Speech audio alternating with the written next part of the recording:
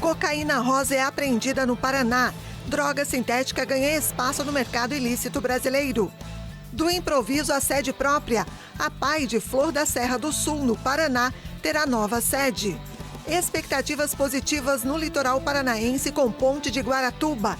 Turismo, negócios e infraestrutura devem ser impactados. Avenida é duplicada em Imbé. Estado do Rio Grande do Sul entrega a obra com investimentos de 17 milhões de reais. Comitiva do Santa Catarina levada a sério chega à região carbonífera. Prefeitos apresentam novos projetos.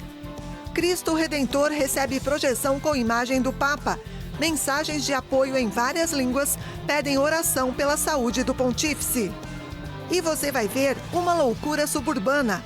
Bloco carnavalesco rompe os muros do hospício e resgata festa de rua em bairro do Rio de Janeiro.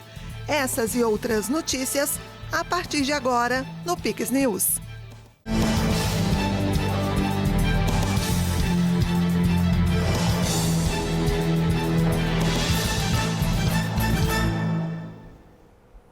Olá, sejam todos bem-vindos ao Pix News desta sexta-feira, 28 de fevereiro, agora no horário de Brasília, 8h04.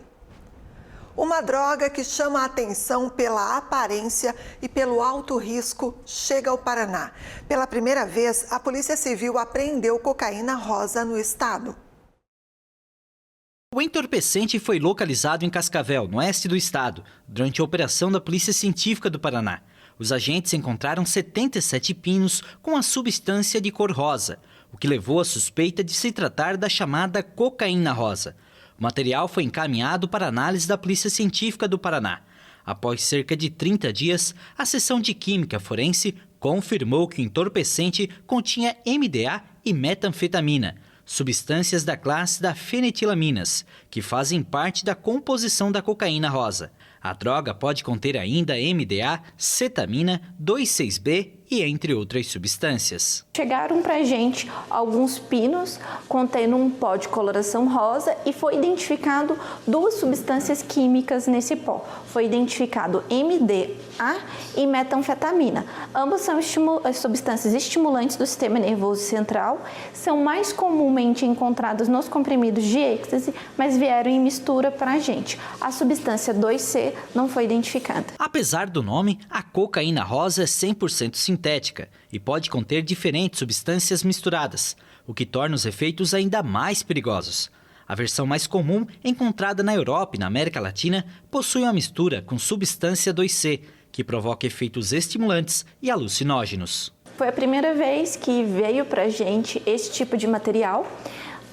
Geralmente, essas substâncias são identificadas em comprimidos de êxtase ou na forma de cristal mesmo, essas substâncias vêm puras, mas nessa mistura de pós de coloração rosa no Eppendorf foi a primeira vez e não é comum atualmente no estado a identificação de metanfetamina.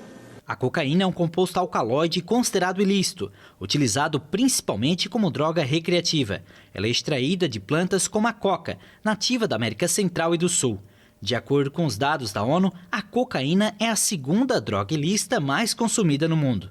No Brasil, embora siga entre as mais utilizadas, tem perdido espaço para substâncias sintéticas, como LSD, êxtase, MDA e a própria cocaína rosa.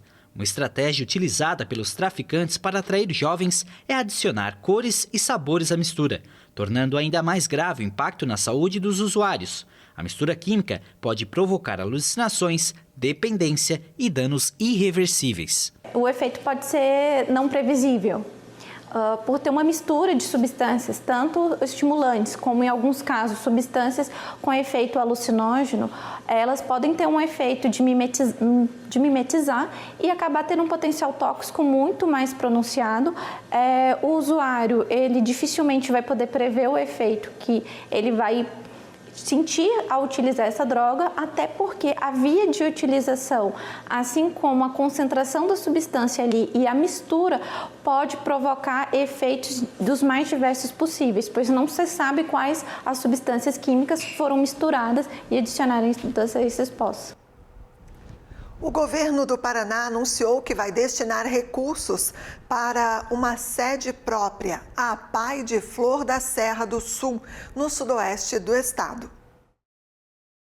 É nesse espaço improvisado, na garagem da Câmara de Vereadores, que alunos e profissionais da APAI de Flor da Serra do Sul se reúnem diariamente. Mas essa realidade está prestes a mudar.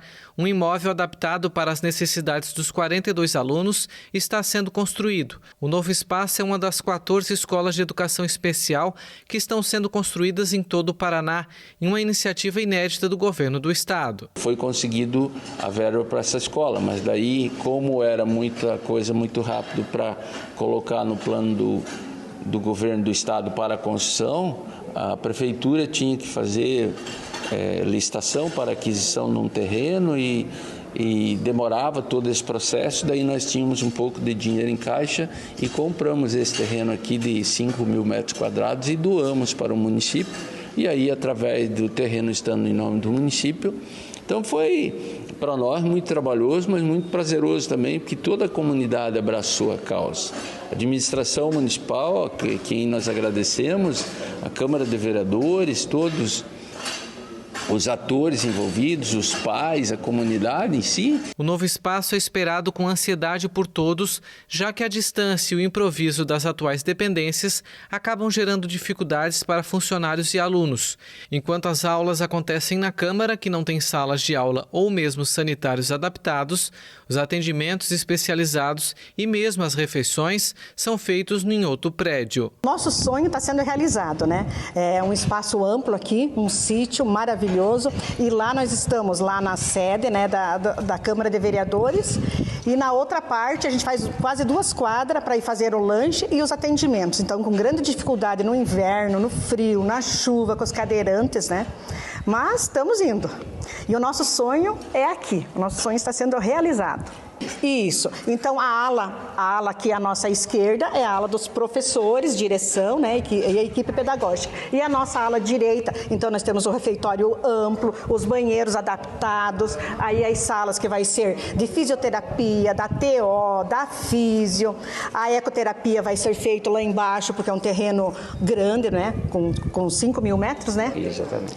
Então, nós vamos ter espaço para fazer muitas coisas, é o nosso sonho. A construção tem investimento de quase R$2 milhões do governo do estado por meio de repasse ao município. Encerramos um ciclo de ter a tão sonhada escola, mas de certa maneira abrimos outro ciclo agora de buscar estruturas, de a gente estruturar aqui a escola e proporcionar o que é o nosso objetivo, a valorização das famílias apaianas. Fundada em 2007, a APAI Flor da Vida atende alunos de 2 a 77 anos de idade e diferentes graus de deficiência intelectual.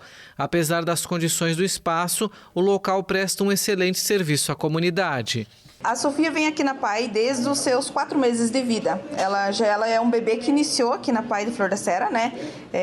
Sempre teve todos os atendimentos, o que não tinha, eles corriam atrás fora, né? Porque como a APAI, ela é aqui, tipo, todo mundo vê, né? Que ela não é um lugar, vamos supor, apropriado para eles, mas mesmo assim eles conseguiram, né? Encaixar para as crianças poderem ser bem atendidas. Eu não tenho nada a reclamar daqui, é um lugar, sim, sabe? Que eles sempre atenderam bem ela, sabe? Tenho gratidão aos profissionais daqui. Que a escola que nem diz o caos. Todos nós, mães, com o futuro nós entramos no preconceito, né? Então, aqui não tem preconceito, aqui é todo tratado da mesma coisa. Então, eu tenho só que agradecer. As obras da ponte de Guaratuba, que vai ligar as cidades de Guaratuba e Matinhos, no litoral do Paraná, seguem em ritmo acelerado. Com 38,8% da construção concluída, a previsão é que a ponte seja entregue no primeiro semestre do ano que vem. A estrutura, com 1.244 metros de extensão, promete melhorar a mobilidade e impulsionar o desenvolvimento regional. As equipes trabalham simultaneamente nos 2 acessos da nova ponte. Do lado de Guaratuba, os serviços avançam na região do morro próximo à praia de Caieiras. Já na divisa com Matinhos, as atividades de terraplanagem para a alça de acesso estão em andamento. Um dos destaques da obra é a instalação das bases do trecho estaiado, localizadas no meio da baía. Desde janeiro, o traçado da ponte começou a ganhar forma com a colocação das vigas longarinas pré-moldadas, que partem da margem central de Guaratuba. Para garantir a execução do trecho estaiado, uma grua fixa foi instalada em um dos blocos de coroamento. A estrutura funciona como um guindaste, auxiliando no transporte de materiais para a construção da parte central e do tabuleiro da ponte. Até o momento, o Departamento de Estradas de Rodagem do Paraná já repassou 150 milhões de reais dos quase 390 milhões previstos no contrato. A ponte de Guaratuba terá 4 faixas de tráfego, 2 faixas de segurança, calçadas com ciclovia e barreiras de concreto. A obra, que pode ser acompanhada em tempo real por câmeras de monitoramento no site pontedeguaratuba.pr.gov.br, é considerada um marco para a região, com potencial para melhorar a mobilidade e impulsionar o turismo e a economia local. No entanto, a previsão de um aumento significativo no fluxo de veículos e visitantes também traz desafios. A pressão sobre as estradas, serviços públicos e o comércio local será ampliada, tornando necessários investimentos adicionais em infraestrutura. As cidades de Guaratuba e Matinhos já começaram a se preparar para essas demandas, com projetos de duplicação de vias e melhorias urbanas sendo planejadas e implementadas. O sucesso desse projeto não dependerá apenas da construção da ponte, mas também da capacidade das cidades de se adaptarem e investirem na infraestrutura necessária para atender ao crescimento do fluxo de pessoas e veículos. Com um planejamento adequado, a ponte de Guaratuba pode se consolidar como um marco para o litoral do Paraná, trazendo desenvolvimento e qualidade de vida para a população local. O governo do Rio Grande do Sul entregou nesta quinta-feira a duplicação de um trecho da Avenida Paraguaçu, em Imbé, no norte do estado. A obra é uma reivindicação antiga de veranistas e moradores. Dos 17 milhões, 12 foram do governo do estado. O trecho duplicado tem quase 3 quilômetros e é uma importante obra para o desenvolvimento urbano da cidade. Além de mais uma pista asfaltada e recapeamento da antiga, o trecho ganhou ciclofaixa, iluminação em LED, estacionamento, canteiro central e sinalização, obras de drenagem e deslocamento da rede elétrica. A Prefeitura de Garopaba assinou hoje a ordem de serviço para a segunda etapa do programa Garopaba Mais Inteligente. A empresa Queluz será responsável por executar os projetos em telecomunicações e energia renovável. A concessionária vai fazer a implantação de 14 usinas fotovoltaicas e a modernização do sistema de vídeo monitoramento, com a instalação de câmeras com reconhecimento facial. A cidade também contará com um centro de controle operacional e Wi-Fi gratuito em 9 pontos turísticos, além de rede própria de fibra ótica. O programa ele é inédito em Santa Catarina e deverá reduzir o consumo de energia em prédios públicos em 50%. A parceria público-privada vai ter vigência de 25 anos com investimento de 116 milhões de reais. Nesta semana foi a vez da Associação dos Municípios da Região Carbonífera participar da segunda edição do programa Santa Catarina Levada a Sério. A reunião com autoridades e gestores dos 12 municípios que compõem a região carbonífera aconteceu na sede da Associação Empresarial de Criciúma. Durante o encontro no sul do estado, o governador apresentou os investimentos realizados e anunciou novos projetos nas áreas da saúde, educação e segurança pública. Na segunda parte da programação, no período da tarde, Jorginho Melo esteve na sede da ANREC, onde se reuniu individualmente com prefeitos e vice-prefeitos da região. Presta conta disso e aí eu recebo prefeito por prefeito para ver o que a gente pode fazer junto, né? De forma responsável, ajudando os prefeitos em alguns projetos prioritários.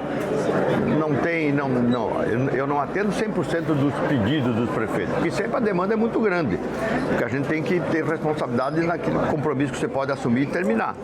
Mas tem dado uma conversa muito boa, oportunidade de todos os prefeitos, independentemente de partido político, prefeitos que estão... Eu sou municipalista por convicção, porque tudo acontece no município, nada acontece no estado. Então é por isso que a gente vem e tem dado muito certo, o resultado é muito positivo. valorização, prestigiamento dos prefeitos e discutindo obras regionais. O mercado não gostou do balanço da Petrobras. As ações da estatal tiveram forte queda na quinta-feira. As ações ordinárias caíram 5,56% e as preferenciais tiveram baixa de 3,53%.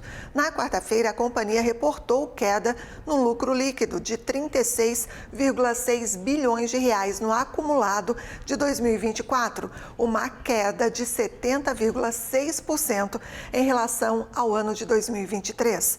A Petrobras afirmou que o resultado negativo reflete principalmente o impacto da desvalorização cambial, que é um evento de natureza exclusivamente contábil. No quarto trimestre de 2024, a companhia teve prejuízo de 17 bilhões de reais. No mesmo período de 2023, a petroleira reportou lucro líquido de 31 bilhões de reais. A Petrobras anunciou também a distribuição de 9 bilhões de reais em dividendos aos acionistas. Agora uma pausa e você vai ver a seguir. Cristo Redentor recebe projeção com imagem do Papa. Mensagens de apoio em várias línguas pedem oração pela saúde do pontífice. Tem também um comentário político com o jornalista Tiago Pereira. E ainda, bloco carnavalesco rompe os muros do hospício e resgata a festa de rua em um bairro do Rio de Janeiro. Nós voltamos em instantes.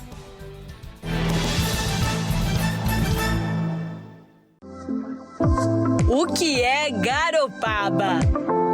É luz, é verão, é esporte, é música, é tainha, é tempero, é história, é encanto, é tradição, é cultura, é pra criança, é pra família.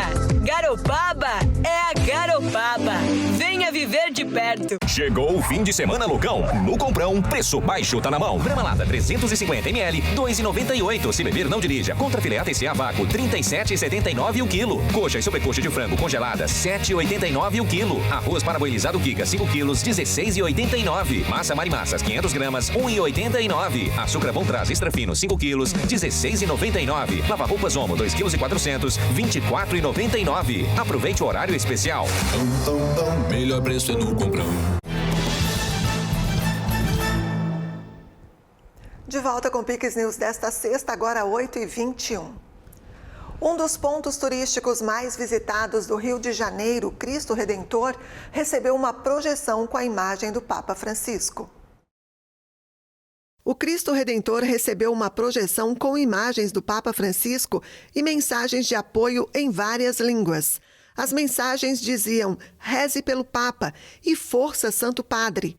Segundo o Vaticano, o estado de saúde do líder católico, que sofre de uma dupla pneumonia, continua evoluindo para uma melhora. O mais recente comunicado, emitido pelo Vaticano, no entanto, afirma que, dada a complexidade do quadro clínico, são necessários mais dias de estabilidade antes de modificar o prognóstico.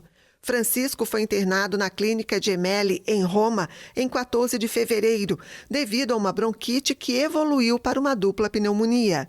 No sábado, o quadro piorou com ataques respiratórios que exigiram altos níveis de oxigênio e transfusões de sangue. Uma insuficiência renal relatada no domingo também já foi superada.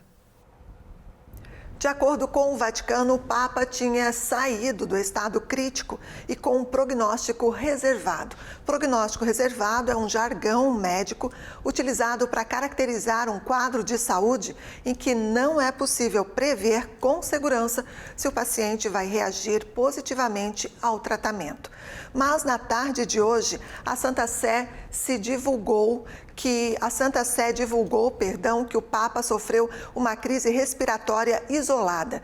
O Vaticano afirmou que ele respondeu bem à administração de ar e permaneceu consciente. Em um comunicado, a Santa Sé afirmou que o Francisco foi rapidamente broncoaspirado e a ventilação mecânica não invasiva foi iniciada, com uma boa resposta à troca de gases. O pontífice argentino de 88 anos segue internado, recebendo tratamento e fisioterapia respiratória. Os países reunidos em Roma aprovaram um plano de última hora para financiar a preservação da natureza, o último obstáculo das conversas consideradas um teste para a cooperação internacional. 4 meses depois do fracasso na Colômbia, os países ricos e em desenvolvimento estabeleceram compromissos mútuos para a adoção de um plano de trabalho de 5 anos destinado a desbloquear os bilhões de dólares necessários para deter a destruição na natureza e distribuir melhor o dinheiro aos países pobres. A decisão marca o caminho a ser seguido em matéria de financiamento, 2 anos depois de um acordo histórico para deter a destruição da natureza nessa década e proteger a fauna e os ecossistemas, dos quais os humanos dependem para a alimentação, regulação do clima e prosperidade econômica. Também estabelece 2 caminhos de atuação para os próximos anos: encontrar os bilhões de dólares necessários de financiamento adicional para a biodiversidade e decidir quais instituições vão aportar esse dinheiro. O mais emblemático desses objetivos prevê colocar 30% das terras e mares em áreas protegidas. Outro objetivo é aumentar o gasto em proteção da natureza para 200 bilhões de dólares anuais até 2030, incluídos 30 bilhões de ajuda dos países desenvolvidos aos países pobres. O índice PCE, publicado nesta sexta-feira pelo Departamento de Comércio, revela que a inflação nos Estados Unidos caiu ligeiramente no mês de janeiro, para 2,5% em um ano. Os valores permaneceram em 0,3%, alinhados com as expectativas dos economistas. Em dezembro, o índice PCE registrou um aumento de 2,6% no acumulado do ano. Os novos dados marcam uma reversão da tendência de alta observada desde outubro. O número divulgado nesta sexta contrasta com outro indicador da inflação, o índice PCI, que subiu pelo 4º mês consecutivo em janeiro. O índice PCE subjacente, que exclui os preços voláteis de alimentos e energia, também caiu na comparação anual, de 2,9% em dezembro para 2,6%. O Bitcoin registrou uma forte queda nas últimas 24 horas, chegando a cair mais de 8% no começo da manhã desta sexta-feira. A desvalorização deixou a cotação abaixo de 80 mil dólares, ou 466 mil reais, pela primeira vez desde novembro. Naquele mês, a eleição de Donald Trump como presidente dos Estados Unidos provocou a disparada do valor da criptomoeda. O Bitcoin perdeu mais de 25% de valor em 6 semanas, após atingir o recorde histórico de 109 mil dólares, cerca de 635 mil reais, em 20 de janeiro, coincidindo com a posse do republicano. Trump prometeu durante a campanha flexibilizar as regulamentações das criptomoedas e até sugeriu a criação de uma reserva estratégica de bitcoins nos Estados Unidos. Com a vitória nas eleições de novembro, o valor do Bitcoin e a cotação das criptomoedas registram alta expressiva. Porém, o risco de uma guerra comercial em todas as direções com a presidência de Trump reduziu a empolgação dos investidores, que tendem a se desfazer de ativos mais especulativos e arriscados, como o Bitcoin. A queda mais recente da moeda digital aconteceu depois que Trump anunciou tarifas adicionais de 10% contra produtos chineses e a implementação das tarifas de 25% para Canadá e México, que estavam suspensas. O Aquário de São Paulo apresentou nesta quinta-feira ao público Nur, o primeiro filhote de urso polar nascido na América Latina.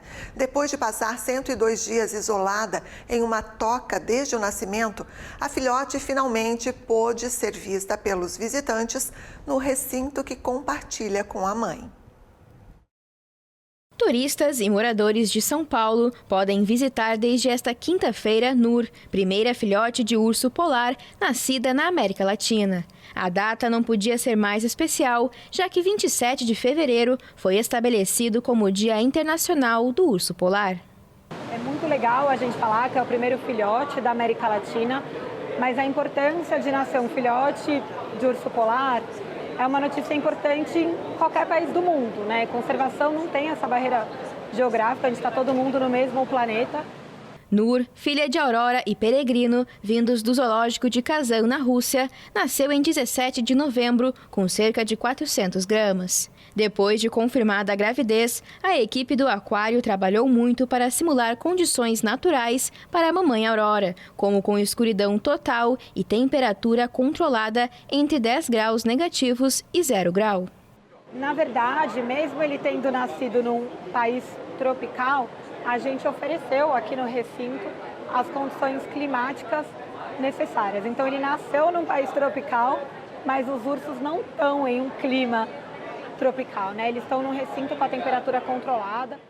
Aurora e Peregrino desembarcaram no Brasil há 10 anos, como parte de uma parceria técnico-científica com o Zoológico de Kazan. O nascimento de Nur foi muito comemorado, visto como um grande avanço para a conservação dos ursos polares, destacando a importância da colaboração internacional e da reprodução fora do lugar de origem, para a preservação da espécie. O futuro da filhotinha é incerto. O Aquário de São Paulo quer mantê-la no Brasil e possivelmente trazer um macho no futuro, quando ela estiver em idade reprodutiva, para a continuidade do programa de conservação. Mas a decisão final cabe ao Zoológico de Kazan. Milhões de espectadores, prêmios e indicações. Ainda Estou Aqui entrou para a história como um dos filmes brasileiros mais importantes. O sucesso do filme gerou até novos pontos turísticos no Rio de Janeiro e em São Paulo. Ainda Estou Aqui entrou para a história ao alcançar 3 indicações para o Oscar, entre elas a de melhor filme, a primeira de uma obra brasileira. O longa, estrelado por Fernanda Torres, é ambientado na ditadura militar e conta a história do desaparecimento de Rubens Paiva, ex-deputado que foi sequestrado por agentes do Exército. Com enorme reconhecimento internacional, a obra seduziu o público e a crítica internacional e fez sucesso na temporada de premiações, vencendo o Prêmio Goya de melhor filme ibero-americano. Mais de 5 milhões de espectadores já foram aos cinemas assistir ao filme dirigido por Walter Salles, que levantou o debate sobre a anistia aos militares envolvidos na ditadura, enquanto o país descobre revelações sobre o recente envolvimento do Exército em uma suposta trama golpista. O Brasil nunca julgou os crimes cometidos durante a ditadura, que, de acordo com dados oficiais, deixou 202 mortos, 232 desaparecidos e milhares de vítimas de torturas e detenções ilegais. Fernanda Torres tem sido exaltada pela atuação no filme e por alcançar uma indicação ao Oscar de melhor atriz 27 anos depois da mãe, Fernanda Montenegro, conseguir o feito por Central do Brasil, também dirigido por Walter Salles. O sucesso do filme também inspirou um passeio turístico ao cemitério do Araçá, para visitas ao túmulo de Eunice Paiva, esposa de Rubens Paiva, e que lutou por décadas pelo reconhecimento do papel do Exército na morte do ex-deputado. No Rio de Janeiro, a casa onde foi rodado o filme, no bairro da Urca, também atrai turistas de todo o país, mobilizados pela história e pela obra. Reconhecido como morto em 1996, Rubens Paiva é uma das vítimas cujo atestado de óbito agora indica morte não natural violenta, causada pelo Estado brasileiro no contexto da perseguição sistemática à população identificada como dissidente política do regime ditatorial, instaurado em 1964.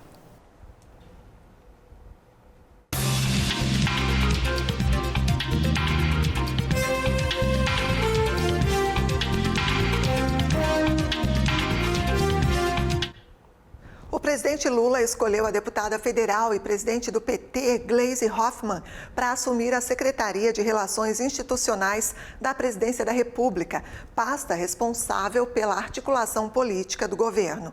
A posse da nova ministra está marcada para o dia 10 de março. Ela vai substituir o atual ministro Alexandre Padilha, recém-indicado para comandar o Ministério da Saúde no lugar de Nízia Andrade. Ou melhor, Nízia Trindade, perdão. Assunto para o jornalista Tiago Pereira, que já está por aqui. Tiago, nos conte, é uma boa indicação? Boa noite, bem-vindo. Olha, articulação política, Gleisi Hoffmann no meio, não combina. uma péssima indicação, sendo bem curto e grosso a sua pergunta, porque a gente já sabe do histórico, né, da militância dela, e essa pasta pede alguém mais neutro nesse assunto, que possa equilibrar, principalmente nesse momento político que a gente vive. Boa noite a você e a toda a nossa audiência qualificada aqui da Pix TV. Afundado em baixíssima popularidade, o governo Lula faz uma das piores indicações, não pela pessoa, mas pela atual conjuntura, gritando ao radicalismo petista que Gleisi representa e que o Brasil não aguenta mais. No momento em que deveria se afastar do fantasma ideológico do partido e buscar a neutralidade que a gestão, precisa, Lula faz exatamente ao contrário, inflando ainda mais a polarização logo nesse ministério, que pede tanto equilíbrio. Aí a pergunta que fica é, ela vai articular com quem? Com quais bases? Com essa decisão, Lula, na verdade, entrega ainda mais poder a uma das figuras mais intransigentes do Partido dos Trabalhadores. Aliás, a presidente do partido legitimou a eleição fraudulenta da Venezuela, que manteve Nicolás Maduro no poder, sem falar no apoio do partido ao grupo terrorista Hamas por meio do Movimento Sem Terra, que é totalmente ligado ao PT. Lula segue o caminho do derretimento. É como uma pedra de gelo vira água em meio ao calor extremo que nós enfrentamos nesse momento em razão do aquecimento global, provocado, segundo alguns, pelas queimadas na Amazônia que ardem em chamas, enquanto ele e a ministra Marina Silva ainda não mostraram o plano que tinham durante as eleições, vocês vão de lembrar, para extinguir com os atos criminosos. Tiveram até apoio de parte da classe artística em uma música um tom comotivo. Os mesmos artistas, cantores, agora seguem quietos, como se nada estivesse acontecendo.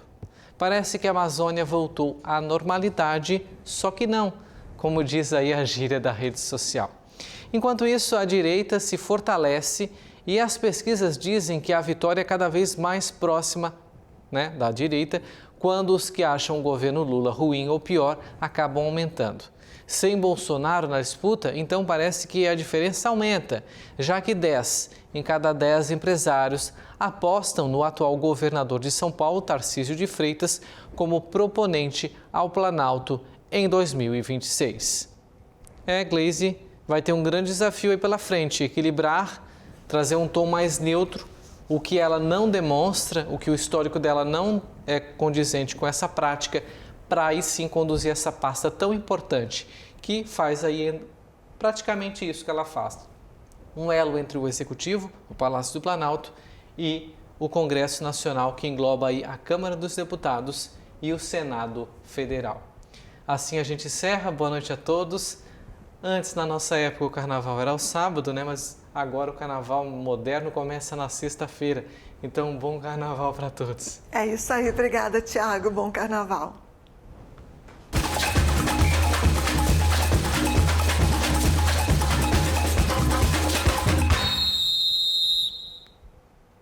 E por falar em carnaval, o Carnaval do Rio de Janeiro está oficialmente aberto. Nesta sexta-feira, o prefeito Eduardo Paes entregou as chaves da cidade maravilhosa para o rei Momo Caio Mackenzie. A cerimônia ocorreu no Palácio da Cidade, no bairro de Botafogo, na Zona Sul. A celebração contou com a presença de toda a corte real, do Carnaval e também com a presença da bateria da Acadêmicos do Viradouro, campeã do grupo especial em 2024. Criado há 25 anos, o bloco carnavalesco Loucura Suburbana rompe os muros do hospício e resgata o carnaval de rua em bairro da Zona Norte do Rio de Janeiro.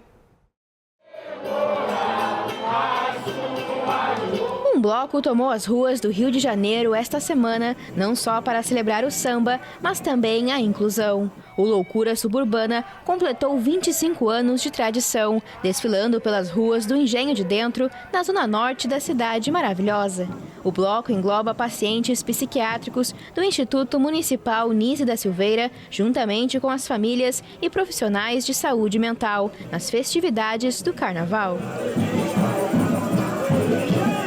Foi um sonho que os pacientes sonharam, os funcionários sonharam, a população sonhou de ir para a rua, de quebrar os muros do hospício e de inaugurar uma nova época para o tratamento em saúde mental, que é através da arte, que é cultura, que é a única forma que a gente vê de realmente as pessoas poderem se expressar e se transformar. Tradicionalmente, o desfile anual do bloco Loucura Suburbana ocorre toda quinta-feira antes do Carnaval, acompanhado da bateria A Ensandecida, formada por alunos da oficina de percussão. Tenho um grande amigo que sempre falava para eu vir no bloco e eu não conseguia por causa do trabalho. E aí teve um ano que eu inventei uma desculpa para o meu chefe e vim, que é uma quinta-feira, né? Do pré-carnaval, e aí realmente depois que eu vim a primeira vez, todo ano eu invento alguma história para o meu chefe e venho para cá, que você não consegue mais não vir. A festa do Loucura Suburbana não é única e o Carnaval Carioca conta com pelo menos 4 blocos com sambas enredo que envolvem resistência, igualdade e luta antimanicomial.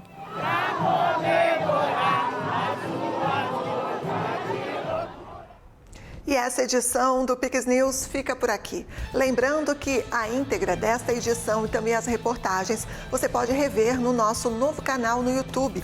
É só procurar por Pix News HD, tudo junto. Curta, compartilhe os nossos conteúdos. Mais notícias no nosso site também, pixtv.com.br. Muito obrigada pela companhia. Fique agora com o CinePix. Eu, Andréa, tirarei alguns dias de férias, de folga, na verdade. A gente se encontra daqui a alguns dias. Tenham todos um bom carnaval. Aproveite sempre com muita responsabilidade. Pix TV, 6 anos conectando você ao melhor conteúdo todo dia.